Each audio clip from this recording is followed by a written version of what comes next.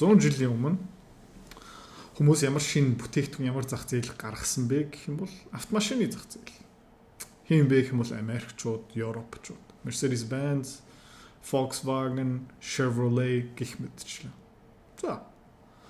Асар том зах зээл өнөөдөр хүртэл байгаа. Энэ дээрээ хэдэн зуун тэрбум доллар, хэдэн их 80 долларын борлуулалт явсаар л байгаа. 2007-8 онд Америкчууд, Steve Jobs, тэ бас нэг том хэдэн зуун тэрбум доллар, нэг их 80 доллараас гарна зах зээл үүсгэсэн.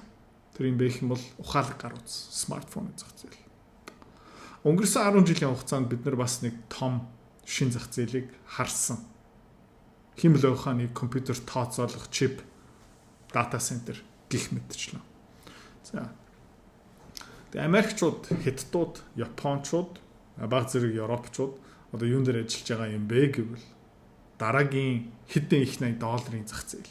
Бараг хүнийг орлохоор бүтээгдэхүүн. Өмнөх бүтээгдэхүүнүүд юу байсан бэ гэх юм бол хүнд тий илүү тухтай, илүү бүтээмжтэй, агаас би илүү хурдан явдаг. Ер нь бол хүн гэдэг амьтны бүтээмжийг домсгодог, хөшүүрэг бүтээгдэхүүн байсан бол одоо энэ шинэ robotics зах зээл, хүнийг орлох, цоошин зах зээл гарч ирэх тийм энэ бүтээгдэхүүн байгаа. За, хамгийн том нь, хамгийн түрүүлээ явсан компани юу бэ гэх юм бол мэдээж Tesla. Тийм. Та санаж байгаа юм бол Tesla роботын тийм прототип зөв туршилтын бүтээгдэхүүн ийм юм байсан. Аюу царай муутай, функцууд амар бага. За, Generation 1 Optimus туршилтын хэмжээнд мэдээж ийм байсан. Одоо хэдүүлээ юу харж байгаа юм бэ гэх юм бол Generation 2 Optimus робот харж байгаа. Тэгээд удахгүй Tesla, Elon Musk Generation 3 Optimus-ыг танилцуулна. Ямар төрлийн юм байх юм бэ гэх юм бол энэтэй жоохон төстэй харагдах гинэ. За, энэ зах зээл хаашаа явах юм бэ? Ямар компани өрөнгө олт хийх хэрэг том юм бэ? Хаанаас ашиг олох боломжтой юм бэ? Ямар хувьцаанууд авах хэрэгтэй юм бэ? Ганцхан хувьцаа авах хэрэгтэй юм уу? Олон хувьцаа авах хэрэгтэй юм уу? Яах хэрэгтэй юм бэ гэх юм бол одоо энэ дээр хальт өнөөдөр ярьж эхлэе. Энэ бас одоо миний ирээдүйн томоохон хөрөнгө олтын сэдв болж эхэлж байгаа. Манай school community дотор тэгээ бид нар аль хэдийн 70 гаруй компани судалгаа хийж байгаа. Одоо энэ 7 хоногоос ахуулаад тэр компаниудыг танилцуулж байгаа үнэлгээг нь ч гэсэн тэгээд аль зах зээл дээр ямар хувьцаа юм бэ бас гарч эхэлж байгаа. Ерөнхийдөө судалгаа хаанаас эхэлсэн бэ гэх юм бол олон төрлийн судалгааны байгууллагаас төлбөртэй мэдээлэл авж байгаа. Бас мэдээж энэ Morgan Stanley гэдэг компани 2 сарын 6-нд гарсан энэ жилд. Тэгээ Humanoids 100 Mapping the Humanoid Robot Value Chain. Эдгээр юусэн бэ гэх юм бол ойролцоогоор 100 компани судалсан. Энэ 100 компани юу гэдэг юм бэ гэх юм бол robotics зах зээлийн ирээдүйн тоглогч болно. Компьютер чип, түүхийд, материал, шүрүүп, мотор, actuator, батарей гэх мэт шин дотор бүгдээр орсон байгаа. Тэгээ Morgan Stanley юу хэлж байна гэх юм бол магадгүй энэ зах зээл 60 их 80 долларын зах зээл болох магадaltaй. За эдгээр ерөөхдөө юуны арс явж байгаа юм бэ гэх юм бол энэ human body, хүний бие гэдэг чинь хаанаас үүсэж байгаа юм бэ гэх юм бол нугсууд тий одоо булчингаараа өдөрж байгаа шүү дээ хэдүүлээ. Metabolism юу юм бэ гэх юм бол тий хоол шингээх, тэндээсээ энерги, ус, эрдэс бодис авах. Энэ юу юм бэ гэх юм бол роботын хувьд бол батарей. Хүний энэ нугс булчин юу юм бэ гэх юм бол actuators тий. За энэ дотор gearing байна, шааригнууд байгаа, мотор байна, болтууд байгаа гэх мэтчлээ. Сорнс морнс.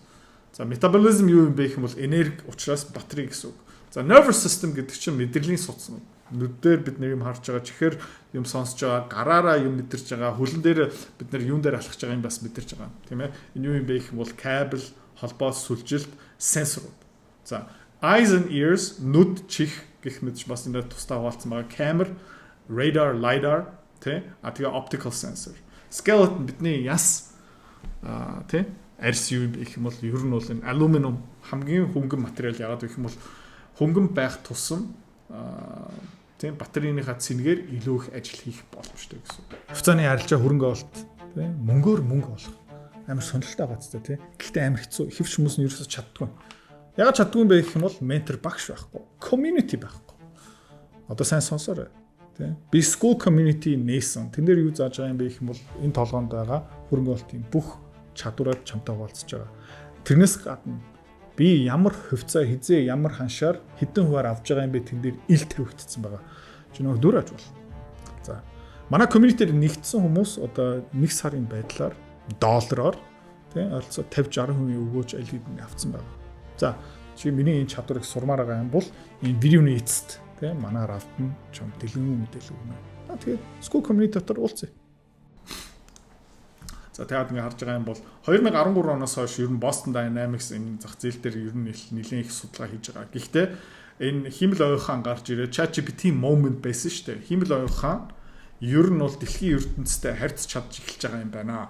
Видео бичлэгийг шинжилгээ хийж чадах юм байна. Дуу шинжилгээ хийж чадах юм байна. Энийний цаана юу байгаа юм бэ гэх юм бол machine learning, AI тэ энэ архитектур, чип, хөгжилт, алгоритм сайжирсан болохоор гинт энэ бүтээгдэхүүн боломжтой болж эхэлж байгаа. Одоо машины хувьд бол юу гэсэн юм бэ гэвэл за баг тэр бензин автомотор тийм бензин тесэрж байгаа, шатж байгаа, тэндээсээ энергийг авж ийн, тесрээ тэр халуун юм уу тесэрж байгаа энергийг аваад тийм тэгээд дугуйлуу шилжиж байгаа гэсэн.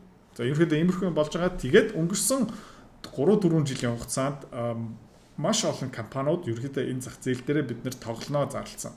За хамгийн түрүүнд хэн байсан бэ гэх юм бол түрүүн хэлжсэн Boston Dynamics. За 2022 онд Tesla-гийн Optimus гарч ирсэн. Xiaomi компани бас энэ дээр ерөнхийдөө ажиллаж байгаа. За тэгээд энэ дээр Boston Dynamics хэвээрээ байгаа. Toyota компани бас энэ дээр юм зарласан. Unitree гэдэг нэг шинэ компани Xpeng хэдтэй машины үйлдвэрлэгч. Тэгээд ерөнхийдөө нэлийн олон компаниуд нэмэгдэж байгаа. Энэ улам нэмэгдэнэ. Яг гэх юм бол та мэдж байгаа бах те машин үйлдвэрлэхдээ Швед улс, Денмарк улс, Итали улс, Испани улс, Герман улс, Их Британи, Америкчууд, одоо Хятадууд, Япончууд, Солонгосчууд машин гих мэт чинь бүгдийг үйлдвэрлэж байгаа.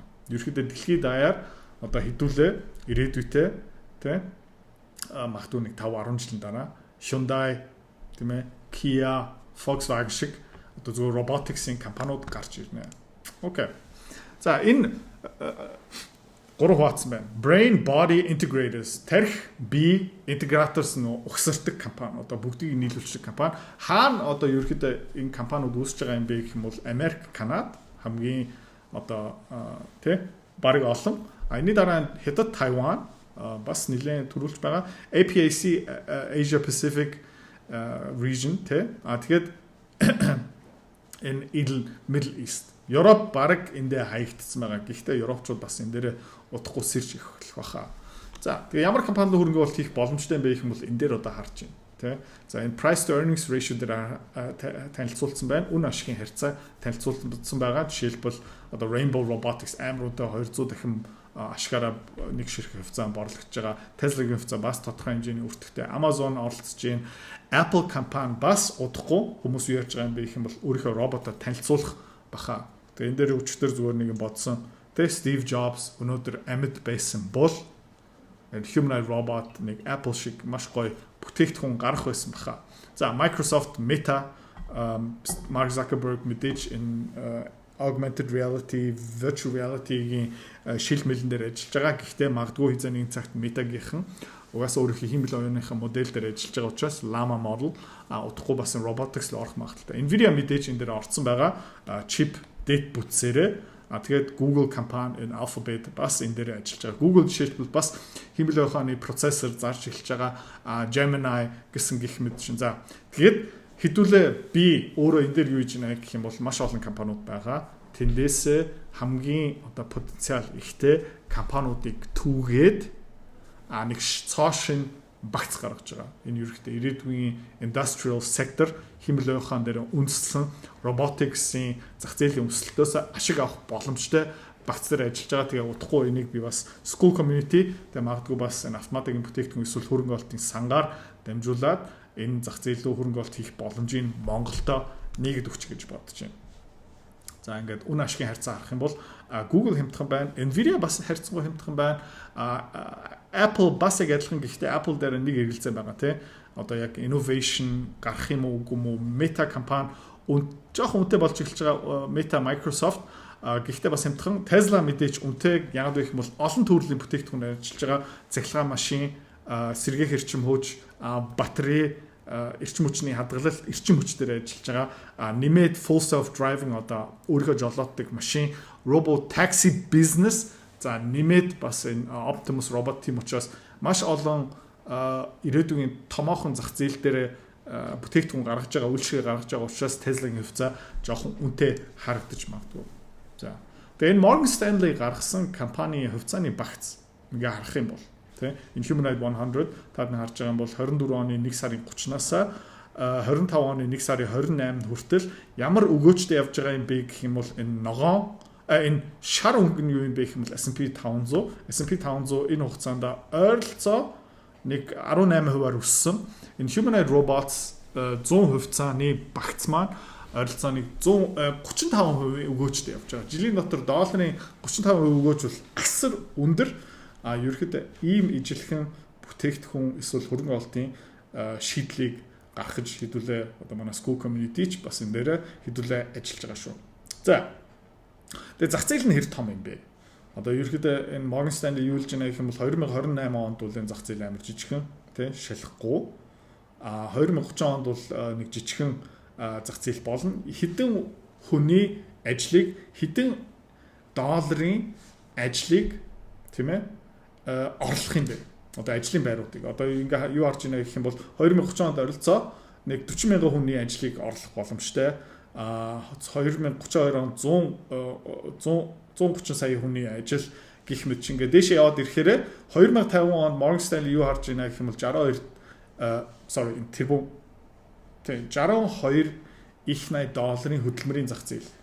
Тэгээ 2036 онд $1.80 хөдөлмөрийн зах зээл роботууд нөхөх боломжтой гэж харж байгаа. За цалин орлогын хувьд бол энэ роботууд одоо хэр их бүтээмж гаргах юм, хэр их цалин авах боломжтой юм бэ? Эсвэл хэр их цалин алга болох юм бэ? Тэр хүнд өгөх хэрэггүй роботуудаа өгнө гэсэн үг, хэмнэлт гэсэн үг. Тэгээд ерөөхдөө хизээ шалж эхлэх юм бэ гэвэл окей 2034 онд $19 тэрбум. Гэхдээ 2050 онд бараг $3 их $80 цалин орлогыг нөхөн эсвэл шинээр бүтээх боломжтой гэсэн. Бид нар эндээс чөлөөлөгдөж байгаа. Хөдөө аж ахуйн салбар дээр бас яг ийм хөдөлгөөн болж ирсэн. Одоо 2000-3000 жилийн өмнө хүмүүс бид нар бүгдээрээ хэдэн үхэр адуутай хамт ерөөхдөө хөдөө аж ахуйн салбар дээр ажилладаг байсан бол одоо бид нар баг тэнд ажиллагаа болцсон. Одоо тоног төхөөрөмж том механизм гэх мэт шүү. Уул уурхаа дээрээ бүр том. Тэ дээр үед хүмүүс амтантай нийлээд чулуу буталдаг байсан бол одоо энэ олборлол, бутлах, баяжуулах, хайлуулах бүгдийг ерөөхдөө робот тоног төхөөрөмж хийгээд эхэлсэн. За энэ дээр юу харж байна гэх юм бол өнгөрсөн хэдэн жилийн хугацаанд humanoid robot гэсэн үг тэ хэдэн компаниудын жилийн эцсийн тайлан, улирлын тайлан дурддагдж байгаа юм бэ? За та харж байгаа бол 2023 онд бол цөөхөн дурддагдсан байгаа. Одоо энэ ингээ дээшээ өсөөл байгаа. За хэвлэл мэдээллийнхэн 2 сарын 23 оны 2 сард тэ аюу цөөхөн хэвлэл мэдээллийнхэн humanoid robots-ыг дурддаг байсан бол одоо энэ ерөөхдөө дээшээ өсөлттэй явж байгаа. Олон хүний анхаарал явж байгаа. Би бас энэ тухай контент хийж эхэлж байгаа. Бас энэ дотор ер нь бол зарчмын хувьд орсон байгаа гэсэн үг. За. Тэгээ энэ робот ерөөхдөө юунаас бүрддэг юм бэ? Энэ дотор юу орж байгаа юм бэ гэх юм бол ингээ харж болно. За. Толгойн дотор ерөөхдөө энэ өөрийнхөө өдөртөг чип, софтвер, камер, линз гэх мэт чинь орж байгаа. Хоёр мөр орж байна те. Энэ дотор ерөөхдөө нугас, актуатор гэх мэт чинь байгаа. За. Энэ тохоо байна. Хамгийн гол нь толгойн ойролцооныг $2000 өртөхтэй өнөөдрийн байгаа ханшаараа энэ бүтээгдэхүүнийг жижиглэний үнээр худалдаж авах юм бол толгойн камер чип мип юутэйга ойролцооныг $2000 мөр нь тий 2 мөр ойролцоо нэг $7800 энэ тохоо ойролцооныг 2600 энэ таац тий бүкс гэх юм уу да тий $8000 амар үнэтэй юм юу юм бэ гэх юм бол энэ гар нь дангаараа бараг $10,000 гих мэдчлэн тэгээ хүлэн бас нэлийн үнэтэй $6700 явдаг юм бол дотроо олон мэдрэгчтэй. Ерөнхийдөө энэ тийг ингээд задарсан байгаа би таад бас энэ Morgan Stanley-гийн судалгааны юмыг бас зүгээр хуваалцч яагаад гэх юм бол угаасаа нээлттэй бүтээгдэхүүн ямар бүтээгдэхүүн дотор орж байгаа юм бэ? Ямар шариг орж байгаа юм бэ? Ямар мотор орж байгаа юм бэ? Ямар батарей орж байгаа юм бэ гэх мэт чинь сонирхолтой юм юу юм бэ гэх юм бол энэ батарей айгуу жижигхэн тий 52 волттэй 2.3 кВт-тай батарей ойролцоо $300. Тийм батарейн дээр нэг сүртэй шалахгүй юм байна. Хамгийн үнэтэй нь юу юм бэ гэх юм бол энэ сенсор чип гарна юм байх шиг байна. За.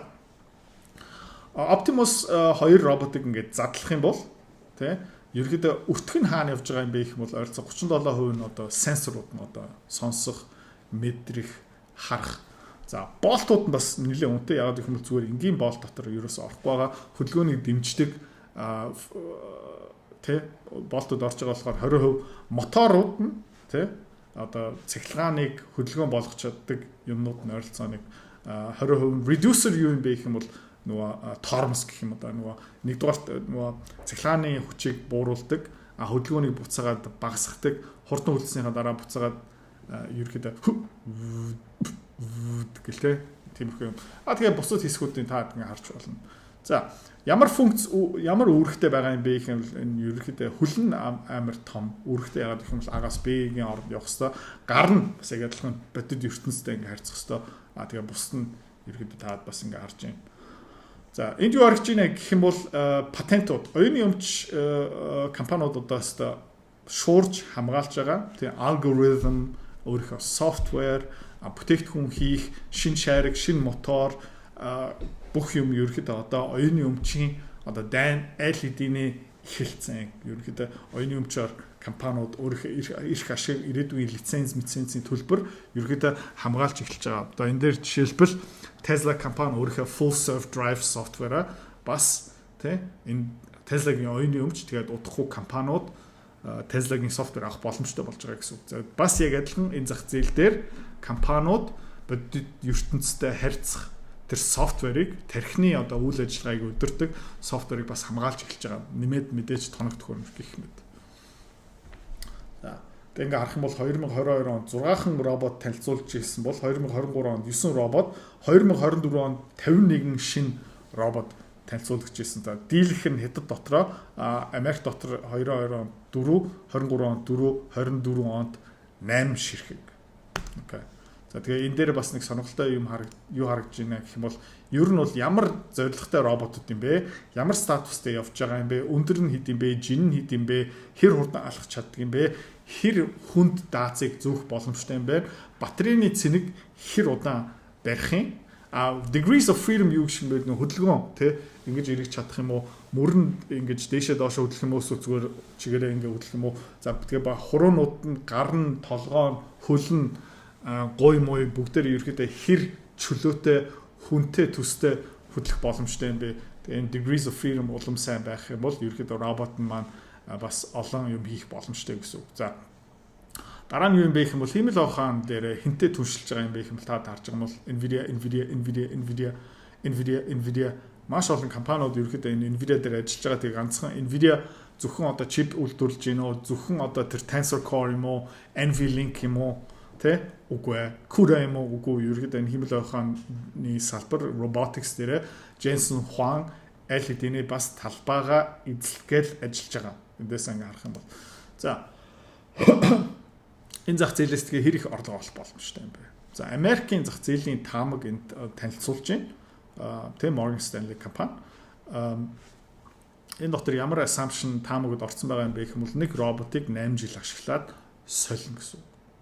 Тэ магадгүй монголчууд тэр хүртэл тийм дунд орлоготой орн хിവэрэ байж үлдэх юм бол магадгүй хідүүлээ хятад явсан робот авах магадaltaй тий зүгээр бодоод үзье. За тэгээ нийт зах зээлийн ер нь борлуулалтын орлого нь тий 2030 онд ойролцоо 4 тэрбум доллар гэж байна. 2032 онд 9 тэрбум, 2034 онд 24 тэрбум. Тэгээд 2036 оноос ахуулаад ерөөдөө ингээд дээшээ тесэрч явж байгаа.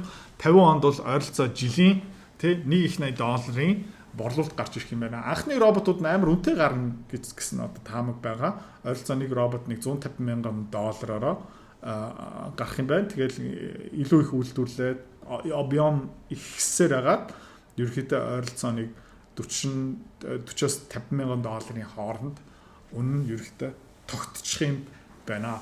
Миний таамаг юм бэ гэвэл энэ арай хурдан бий болох боломжтой байх гэж бодож байна. Тэгэхдээ зүгээр таамаг эдгээр ерөөхдөө бас болгоомжлж байгаа шүү дээ. За хэдийн зах зээл хэр том юм бэ гэх юм бол одоо Америкийн зах зээлээс хэр хоцорж явах юм бэ гэвэл нөх амар зөрүүтэй биш. 2032 онд бол 46 тэрбум юан, 2032 онд Америкийн 9 тэрбум доллар гэх юм бол хэдийн зах зээл арай жоохон жижигхэн. Гэхдээ 2050 онд бол 6 их 80 юаны зах зээл болоод ирэх юм аа. Тэ? Одоо жилээс жилийн хооронд өсөлт нь хамгийн өндөр өсөлттэй үе нь хизээ юм бэ гэх юм бол эдний таамагаараа процентээр шүү заяа. Доллар юаны хэмжээгээр биш процентээр ер нь бол 2032 оноос 34, 36, 38 оны хооронд ерөнхийдөө нэлээд хурдтай өссөн. Тэрнээс хойш ерөнхийдөө жилийн хооронд нэг 50, 60, 40, 30% өсөлттэй яваад хамгийн эцэстээ 6 их 80 юаны зах зээл гарч ирэх байна. За тэгээ хэдэн зах зээл дээр хэдэн ширхэг мянган ширхэг зах зээл дээр зарагдах юм бэ гэх юм бол 2025 онд жишээлбэл одоо энэ онд 50000 ширхэг робот зарагдана гэж байна. Дараа жилдээ 8000, тэрний дараах жилдээ 19000, 58000, 256,000 одоо 2032 онд. Тэгээ хизээ сая робот зарагдаад эхлэх юм бэ гэх юм бол 2034 оноос 35 оны хооронд. За тэгээ 2050 онд тий жилийн 60 сая орчим робот зарагдах юм байна. За миний таамаг юу юм бэ гэх юм Morgan Stanley нэлээд болгоомжтой үзэж байгаа юм байна. Тий ягаад гэх юм бол 2036 онд 2 сая ширхэг зарагдана гэдэг чинь одоо бараг 11 жилийн дараа миний таамгаар энэ арай хурдан явах энэ амар өсөлтөөнтэй зах зээл ийшээ амар олон хүмүүс ерөөдөө хөрөнгө оолт хийж байгаа хэдэн 100 тэрбум доллар одоо ийшээ урсж байгаа хамгийн гоц ухаантай хүмүүс бас энэ зах зээл дээр төвлөрж байгаа. Манай монголчууд ийм роботыг барина гэж ерөөхдөө байхгүй тийм ээ. Гэхдээ монголчууд хэдүүлээ юу их боломжтой юм бэ гэх юм бол ирээдүйн ийм том болох байгаа зах зээл рүү хөрөнгө оолт хийгээд гол тоглогч нар олж чадах юм бол тий бидний ирээдүй бидний хүүхдүүд ирээдүй бас сайхан болох магадлал ерөөхдөө бүрэн байгаа. Тэгээд хөрөнгө оолтын стратеги юу юм бэ гэх юм бол 1-2 компанийг түүгээд авах нь буруу. Яг ёстой юм бэ гэх юм бол ер нь бол нэг том индексийг цуглуулах ёстой. Маш олон ерөөхдөө тий унаг тий аваад тэгээд бүгдийг нь уралдуулах ёстой. Тэгээд 10 жилийн дараа тэр дундаа тий сумын наадам дээр төрүүлэх юмнууд гарч ирнэ, аймгийн наадам дээр төрүүлэх юмнууд гарч ирнэ. Тэгээд бүр хэдүүлээ азтай юм бол нэг улсын наадамд хэд хэдэн төрүүлэх компаниудад түгээд авцсан байгаа юм бол бидний ирээдүй тий санхүү мөнгөний зовлон байхгүй. За тэгээ өөрөө энэ хөрөнгө оолт хийсэн мөнгнөөсөө хэдүүлээ бас нэг 2-3 робот авчих юм бол бүр сайхан тухтай амьдрал боломжтой. За тэгээд манай School Community дотор та төвчээстэй байгаарай. Энэ дээр нэлийн их судалгаа орж байгаа. Үнэлгээ хийнэ гэдэг чинь бас нэлийн их ажил орж байгаа. Тэгээ аажмаараа энэ компаниудын үнэлгээ танилцуулна. Тэгээд ямар компани дээрээ хэдэн процентээр тий одоо жишээлбэл нэг 10 сая төгрөгөөр энэ багцлал хөрөнгө оолт хийлээ гэж бодоход аль компани руу хэдэн төгрөг хийх юм бэ? Аль компани руу илүү хийх юм бэ? Аль компани руу арай бага хийх юм бэ? Манай community дотор хуваалцагдана. Тэгээд хэдүүлээ энэ ирээдүйн химэл ухаан ба robotics дээр манай School Community хэдүүлээ бас нэг тусдаа гэхдээ одоо байгаа багцаас арай жижигхэн гэхдээ ирээдүйдээ бүр ингээд тий амар пуужиндах потенциалтай багцыг хэдүүлээ хөтлөөд явцгаа. Тэгээд хагас жилдээ нэг удаа апдейт хийгээд зарим компаниудын хувийг багасгаад, зарим компаниудын хувийг нэмээд, зарим компаниудыг хасаад шинэ компанийг оруулаад ирээд тэгээд ерөөхдөө ирэх 3-4 жилийн хугацаанд энэ багцаа, энэ индекс хэдүүлээ хамтдаа маллаад яваад тэгээд стратеги тааруулаад тохируулаад эндээсээ сайхан ашиг хамтдаа олцгоё. Хэрвээ та манай эдгээр цэцэрлэг бит хоёрын Earn Invest Be Free School Community-д нэгдэхийг эсвэл яг одоо үзэж байгаа бичлэгийнхаа хамгийн ихний линк дээр дараарай. Линк дээр дарснаар манай School Community-гийн ерөнхий мэдээлэл гарч ирэх ба хамгийн түрүүнд та school дээр өөрийнхөө профайлыг үүсгэх юм. Профайлаа үүсгэхийн тулд та заавал нэг зураг, өөрийн овог, нэр болон мэйл хаягаа оруулах шаардлагатай. Профайлаа үүсгэсний дараа та join гэж дараад Visa карта холбоно. Visa карта холбосноор сарын $29 төлбөр нь шууд татагдаад та манай community-д нэвтрэх эрхтэй болно. Манай community-д орж ирснээр юу байгаа юм бэ гэвэл одоо аль хэдийн 10 компанийн үнэлгээ, түүний Excel файл, давтамжтай ордог зах зээлийн шинжилгээ, судалгаа болон анхан шатны бүх суурь мэдээллүүд орсон байгаа. Мөн та надтай холбогдоод бүх зүйлээ асуух боломжтой. Хэрвээ танд сонирхолтой санагдчих байвал манай community-д нэгдээрэй.